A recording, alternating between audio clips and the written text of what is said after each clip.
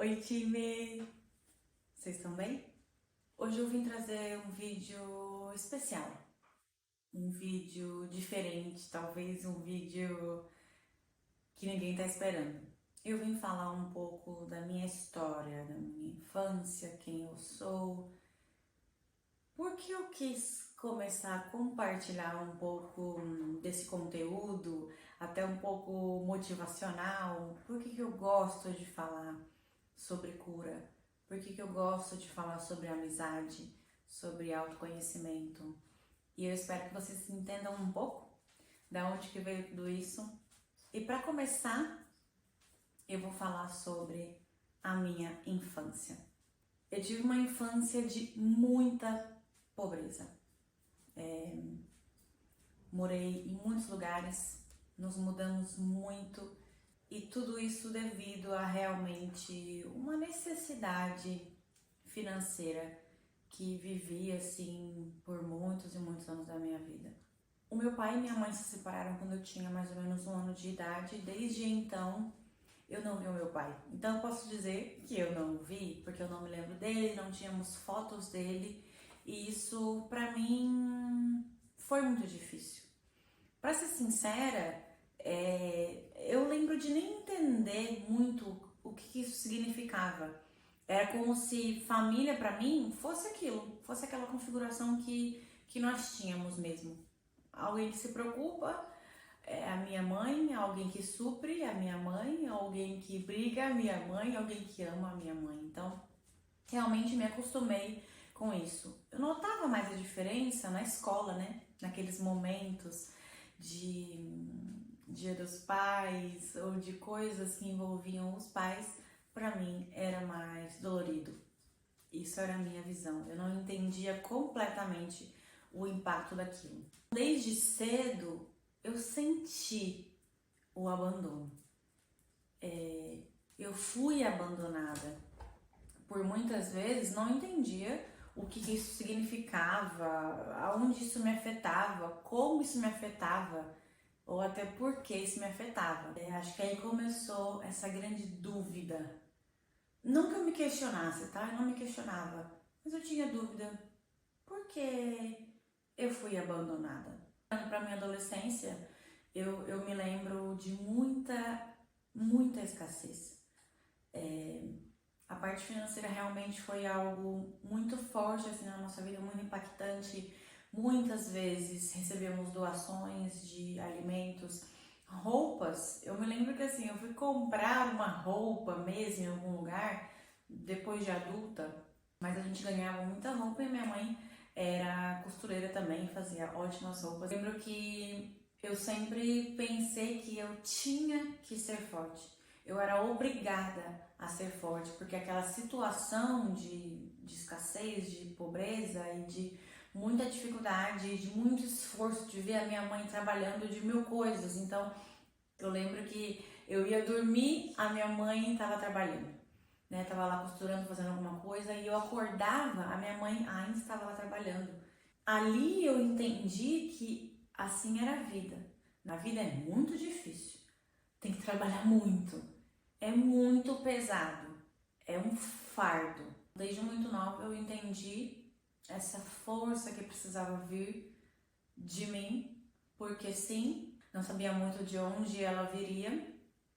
Também muito bullying na escola, sabe aquelas situações que eu acho que quase todos nós passamos, mas é interessante que tudo que acontece na nossa vida, acho que cada um tem uma maneira de olhar para isso, né? Eu lembro que quem conviveu comigo nessa época pode pensar que eu era uma, mas a tia era uma pessoa sempre muito forte, falava mesmo, ou ninguém se metia com ela. Mas isso foi um escudo que eu vi que seria necessário para que eu conseguisse lidar com aquilo. Não que eu estivesse resolvendo, não que estivesse bom, estava horrível, doía muito, cada palavra, cada ameaça, cada afirmação entrava dentro do meu ser. Junto com isso, também tinham as afirmações que eu ouvia dentro de casa.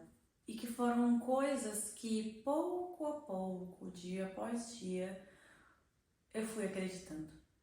Então, coisas como a vida é difícil, alguém pediu a sua opinião, você não vai ser nada. Se você fizer alguma coisa de errado, eu vou ficar sabendo. Então, eu me lembro que desde pequena eu não me sentia assim ameaçada de uma maneira leve. Era como se aquilo fosse muito sério. Era como se eu tivesse constantemente apavorada. É como se eu me sentisse cercada. Você não tem saída, não tem pra onde você correr. Eu sempre vou saber o que você tá fazendo. Não sei. Às vezes eu penso que não tomei boas atitudes porque eu realmente queria tomar boas atitudes. É porque eu tinha tanto medo do que poderia acontecer comigo. Era como se fosse, sei lá, um medo da morte, um medo da vida, sabe? Então eu vivi muito tempo nessa prisão mental. Dentro de casa eu tinha esse aprisionamento. Por ser a visão da minha mãe, a maneira também que ela aprendeu a ensinar, né? Como se ensina? Se ensina deixando claro o que tem que ser feito. Mas isso em mim gerou uma pessoa por dentro extremamente podre, eu poderia dizer assim, fraca, sensível. E por fora, uma pessoa com uma casca, eu sou forte, eu sou madura, eu sei o que eu tô fazendo, eu sei o que eu tô falando, eu sei me defender, eu não preciso de ninguém. E isso não é uma casca. Por dentro era totalmente o contrário. Então, qualquer pessoa poderia fazer jogos mentais comigo e eu sempre ia cair neles. Porque realmente dentro de mim algo grave tinha criado raízes. Então, essas raízes, as raízes da dúvida, do abandono, da solidão. Por muitas e muitas vezes eu me senti só. Me senti em um lugar onde ninguém consegue me achar aqui, sabe? Então, eu acho que é muito mais do que, nossa, foi triste, foi difícil. Não, era como se não tivesse saída. Era como se esse fosse o meu destino e não teria maneira de eu sair daquilo ali. Não teria maneira de resolver aquilo. Era como se fosse até você merece isso. É o que você merece. É essa vida que você merece. Se é isso que você está vivendo e você não tem outra saída, ninguém vai te achar aqui. Ninguém vai te ver. Ninguém tá te vendo. Ninguém vê lá dentro de você o que você realmente está passando. Ninguém sabe a sua dor. E eu lembro que eu conversava com amigos ou com o meu irmão, que tem 1 ano a mais do que eu, então a gente sempre foi muito próximo. E é engraçado que o meu irmão teve comportamentos totalmente diferentes. Tudo que eu não falava, tudo que eu tinha medo, tudo que eu não me expressava, ele sempre falava, ele sempre se expressava. E eu lembro que eu olhava aquilo e falava, meu Deus, como deve ser assim? Como deve ser uma vida assim, né? Mas eu tinha muito medo para experimentar, para saber como seria. Então, realmente, as palavras e atitudes também agiram de maneira diferente, tanto em mim quanto nele. E em mim causaram realmente esse buraco, essa dor. Eu lembro que a minha mãe falava assim, seu pai era uma ótima pessoa, era um homem muito bom. E sempre que a minha mãe falava isso, eu tinha mais dúvidas do que respostas. Eu pensava, se ele é tão bom, por que ele foi? Porque ele não tá aqui, né, com a gente. A gente precisava dele. E algumas vezes também a minha mãe disse que ela nunca quis ter filhos. Que ela nos teve porque ele queria muito. Era um desejo dele.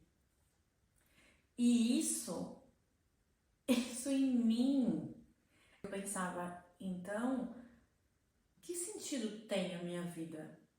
porque a pessoa que me queria não tá aqui, né? E a pessoa que ficou pela responsabilidade, pelo amor e por saber que precisava fazer aquilo, que precisava cuidar de nós.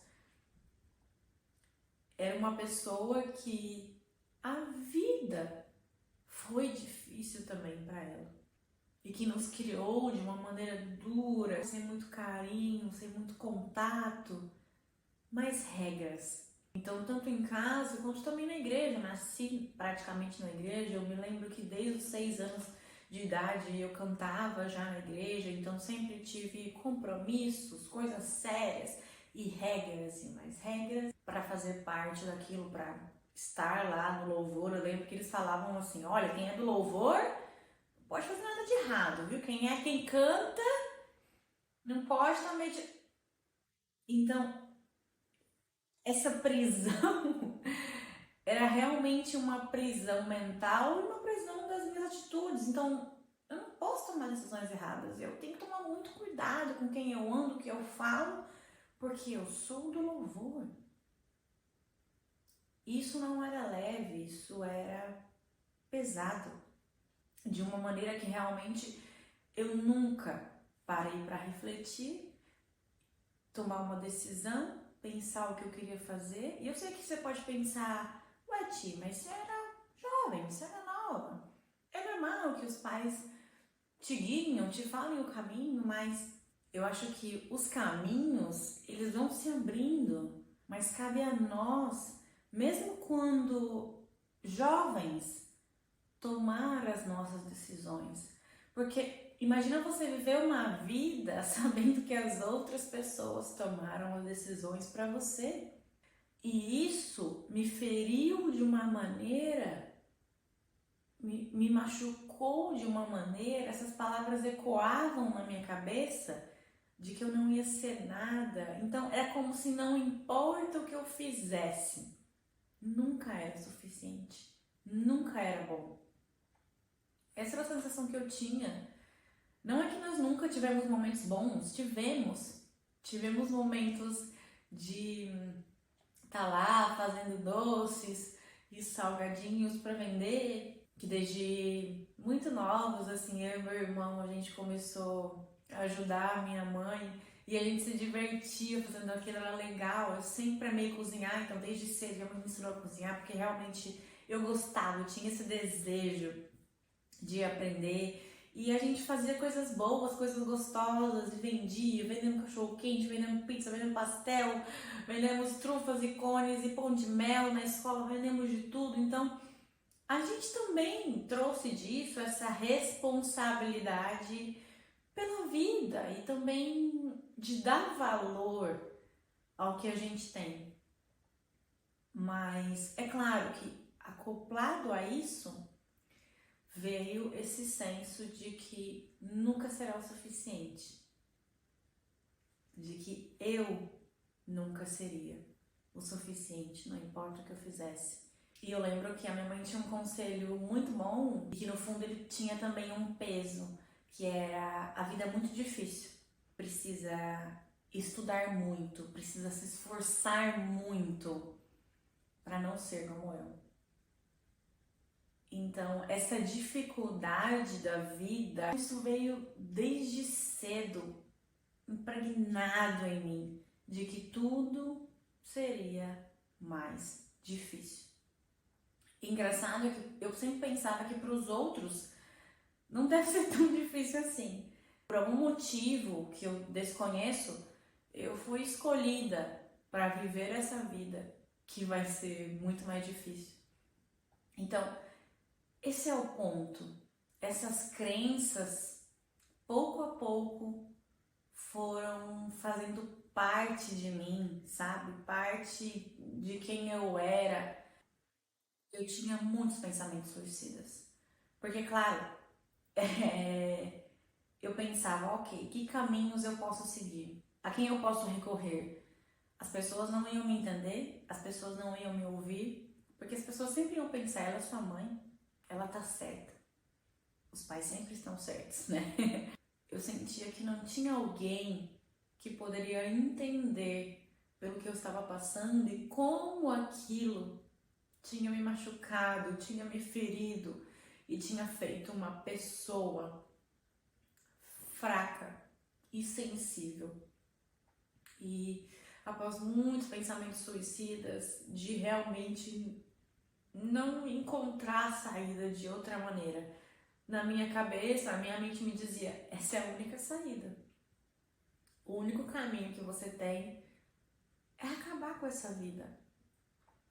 E assim não vai mais ser difícil, vai ser fácil. E assim você não vai sofrer mais. Muitas e muitas vezes eu tive crises e crises de choro na escola. Eu lembro que eu tava lá assistindo a aula e de repente eu começava a chorar e eu não conseguia parar mais. E as pessoas perguntavam: o que tá acontecendo? O que que foi? Alguém te fez alguma coisa? Alguém te falou alguma coisa? E eu lembro que eu sempre pensava: não aconteceu nada. É só tristeza. É só angústia. Tentando achar um caminho para sair, talvez para ser vista, sabe? Isso aconteceu muitas e muitas vezes.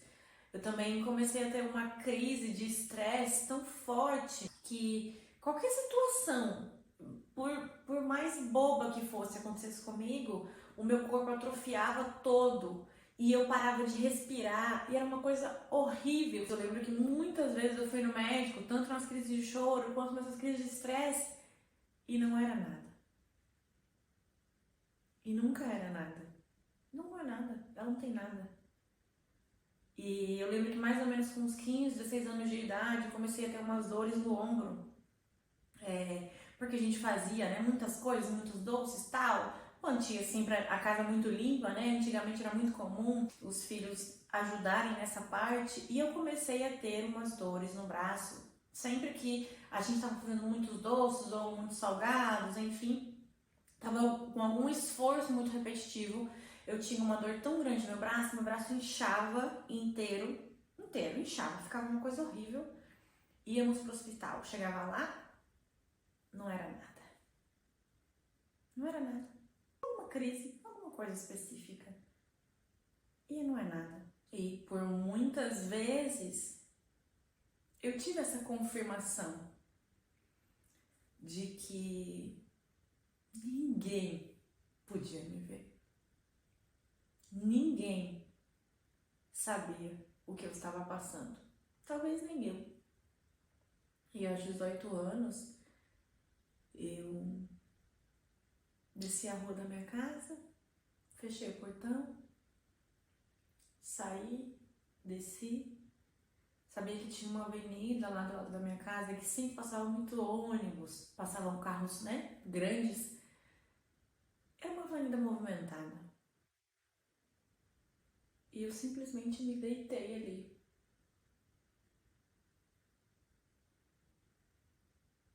Eu me deitei no chão, no meio da rua. E eu só queria que aquilo acabasse. Eu não queria mais sentir aquilo. E eu lembro que uma pessoa estava passando na rua e a pessoa foi lá, me tirou de lá do chão e falou: sai daí, minha filha, sai daí. E, e ele falou assim pra mim: eu senti de passar aqui, eu senti de passar aqui nessa rua e agora eu sei por quê. Não faz isso com você, não faz isso com a sua vida. Eu senti realmente um livramento por algo maior, sabe? É como se realmente Deus usasse aquela pessoa para dizer: não é esse caminho, não é isso. Muito recentemente, fazendo terapias, mentorias e buscando ajuda, buscando autoconhecimento, eu comecei a entender o que significaram essas crises, esses momentos, esses pensamentos que me tomavam e que eu achava que não tinha como sair deles, como me livrar deles. E era Porque até a nossa infância, a gente sim ouve nossos pais e responde eles, aquilo faz sentido, é como se eles fossem o nosso mundo, né? E quando a gente vai viver a vida, nós precisamos começar a ter a nossa vida. Então, realmente, com 18 anos, foi um momento que era como se eu ainda vivesse lá no 7, antes do 7, na minha infância. Eu ainda não tomo decisões, eu ainda não posso fazer nada, e essa é a vida, é assim que tem que ser. E já não dava mais. Porque tinha passado muito das fases naturais da vida. E realmente aquilo precisava sair de alguma maneira. E eu costumo chamar assim, aos 19 anos eu fugi de casa. Sim, eu fugi de casa. Como assim você fugiu de casa, tia? Eu já trabalhava, já tinha o meu salário. E aos 19 anos, depois de deixar com que outra pessoa fosse o próximo responsável pela manipulação mental, eu me casei. Sim. E é engraçado que hoje quando as pessoas perguntam assim, não, mas você foi feliz, né? Você teve, sei lá, pelo menos meses ou de felicidade. E a minha resposta é que no dia que eu ia me casar, eu soube. Nesse dia eu soube que eu não queria fazer aquilo. Eu soube que essa não era a saída. Mas outra vez, eu queria que alguém viesse me socorrer. Eu pensava, será que alguém vai conseguir vir aqui e ver o que é que eu tô fazendo? E não sei, vai me tirar daqui e me tirar dessa situação que eu mesma me coloquei, mas não tinha ninguém. Lembra? Ninguém tá te vendo. Ninguém te vê de verdade. E eu me casei e eu lembro que chorei, mas foram lágrimas de desespero, de pensar, como eu saio disso? Eu me lembro de pensar, quem poderá me socorrer? E não tinha o Chapolin Colorado ou não tinha ninguém. E ali eu me lembro que o dia 1 foi horrível, o dia 2 também, o dia 3 e assim sucessivamente.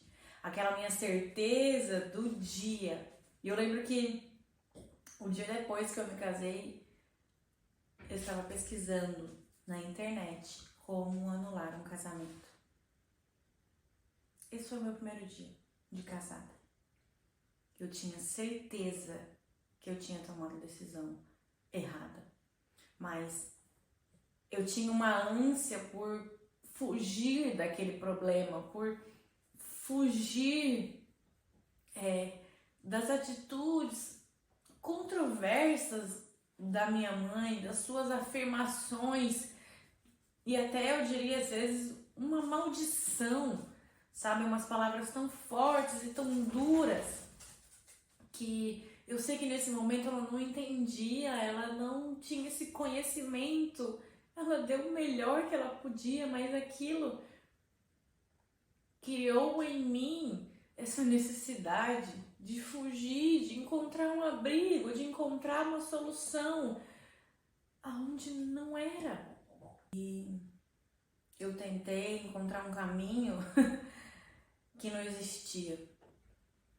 Uma solução em alguém que jamais, verdadeiramente, se importou comigo. Se eu um dia tive aquelas afirmações ou aquele sentimento de ser uma pessoa inútil e de tudo que eu faço não ser suficiente, aquilo só foi aumentado, mas muito mais. A única diferença era que ali eu tinha certeza que agora eu entendia porque a minha mãe quase sempre esteve só. Porque eu pensava, casamento não dá certo. Olha isso. Se essa é a vida que as pessoas casadas estão vivendo, o que a gente está fazendo? O que as pessoas estão fazendo? E eu lembro que pouco a pouco eu fui criando coragem de falar para algumas poucas pessoas próximas ao meu convívio na igreja o que acontecia comigo, as coisas que ele falava para mim e a minha zero, total, completa falta de amor por aquela pessoa que estava comigo, mas principalmente de amor por mim. Novas afirmações ruins foram abrindo espaço para uma Shane ainda mais sensível, ainda mais traumatizada, ainda mais fraca. Eu me sentia tão impotente. E eu lembro que as minhas orações eram sempre orações de por quê? Por que eu? Com tudo isso que aconteceu na minha vida, eu era expert em ser vítima. Expert. Eu lembro que as pessoas queriam contar suas coisas, seus problemas, e eu pensava, gente, essa pessoa não tem ideia. Porque era como se eu realmente, aquela dor fosse tão grande, eu sabia que ninguém poderia me entender. E claro, como eu vou entender o outro se nem eu entendo? Se eu tô sempre buscando a saída, a solução em algo fora de mim, nunca dentro. Depois de conseguir, com muita luta, conversar com essas pessoas sobre essas coisas que estavam acontecendo, sobre esses comportamentos doentios, as pessoas também estavam feridas, elas também precisavam de ajuda, então como elas poderiam me ajudar? A solução sempre era: você tomou essa decisão, então você tem que ir até o final. Você não tem outra saída. Como eu ousei achar que poderia resolver isso? O meu processo de cura começou no questionamento e não conversar com as outras pessoas, e sim comigo, e sim com quem estava passando por aquilo, com a única pessoa que poderia me entender: eu. Depois de passar por muitas coisas e sem entender muito bem aonde eu chegaria, eu comecei a tomar pequenos passos, pequenas decisões. Eu lembro que eu falei, eu vou fazer faculdade. Porque eu pensei, se eu estudar, se eu fizer algo além, eu posso ter o meu próprio sustento, eu posso ter o meu caminho e eu posso sim sair dessa vida, escolher não ter mais essa vida, se eu tiver outros caminhos que eu possa escolher. Eu sempre trabalhei, eu trabalhava nessa época, mas eu pensava, eu preciso trabalhar numa empresa grande, num lugar bom, num lugar que eu tenha oportunidade de crescimento. Eu comecei também a questionar. As pessoas que estão aqui à minha volta são pessoas falidas, financeiramente falando e emocionalmente também. São essas pessoas que estão me guiando? Essas pessoas são o meu exemplo? Hoje eu sei que nós erramos, que os seres humanos erram, que a gente faz coisas que não são legais e por mais que a gente tenta estar no caminho, muitas vezes a gente é arrastado de volta para o que por muitos anos a gente foi acostumado a ser, a se proteger. Mas a sua essência, você sabe qual é? Você busca entendê-la? A nossa essência precisa ser boa. o que a gente faz, a nossa intenção no fundo, precisa ser boa. Eu digo que eu tenho facilidade em perdoar as pessoas, porque antes eu me perdoo. Eu começo por mim, e foi isso que eu fiz. Eu comecei por mim, comecei a conversar comigo e comecei a pensar: essas pessoas não são meus exemplos.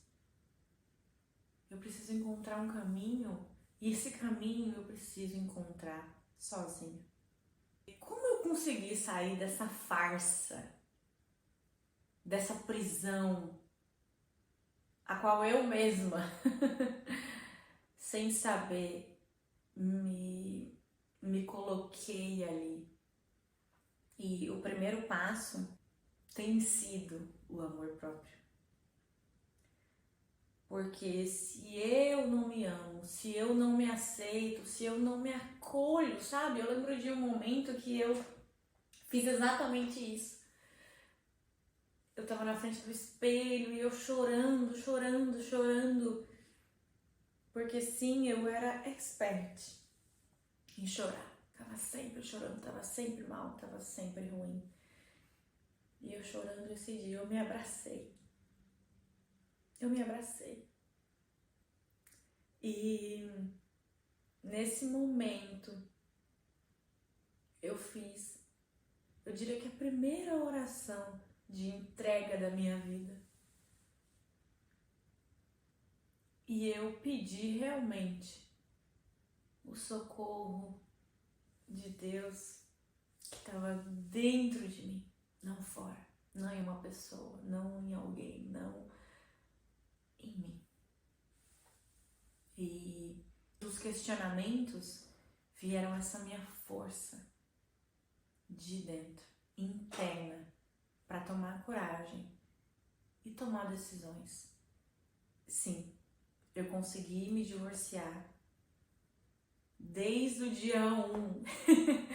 Eu sempre soube que essa era a melhor decisão que eu tinha tomado na minha vida. Eu tomei poucas decisões por mim, pela minha escolha, mas essa foi a decisão do meu empoderamento. Ali eu comecei a entender que sim, eu estou no comando da minha vida, não no controle. No controle está algo superior, está a espiritualidade, está Deus, está o amor. Mas eu posso e devo tomar as decisões que vão me aproximar desse caminho para encontrar a mim mesma, sabe? Com o autoconhecimento tem vindo a autorresponsabilidade, entender o que realmente eu quero, o que eu quero fazer. E não de uma maneira egoísta, talvez no começo foi, mas hoje eu entendo que é movido por essa intuição, por essa vontade que ressoa dentro de mim, por uma chama que queima, que arde, por algo que muitas vezes eu não consigo explicar. O perdão, as pazes com o meu passado. Isso não é de uma hora para outra, tem sido parte dessa jornada de autoconhecimento. Com terapias, com mentorias, com acompanhamentos. E essa curiosidade mesmo, sabe, de entender o comportamento humano. Mas a chave para tudo isso, eu diria que é esse perdão. Então, o perdão precisou começar por mim mesma e ele foi se espalhando pela minha mãe. Essa mulher linda, forte e que tem buscado também um caminho, o seu caminho, o caminho dela, de autoconhecimento, de desenvolvimento. Eu tenho muita admiração pela minha mãe, porque essa é a minha história. Mas se ela sentasse aqui para contar para vocês a história dela, eu não sei se vocês seriam capazes de ouvir.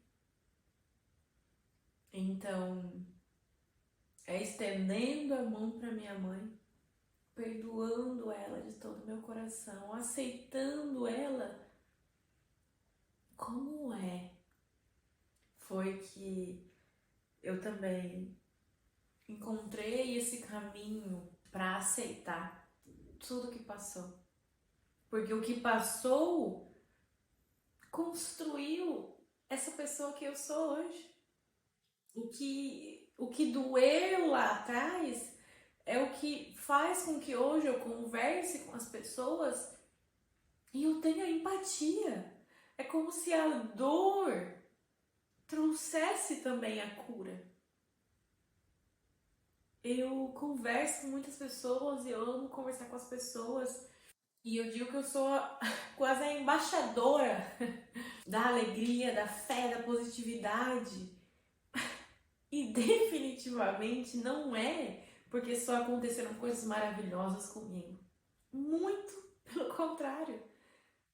É porque eu já estive tão aprisionada na dor, no sofrimento, no medo, na fuga, que hoje eu sei como custa, como é difícil se encontrar.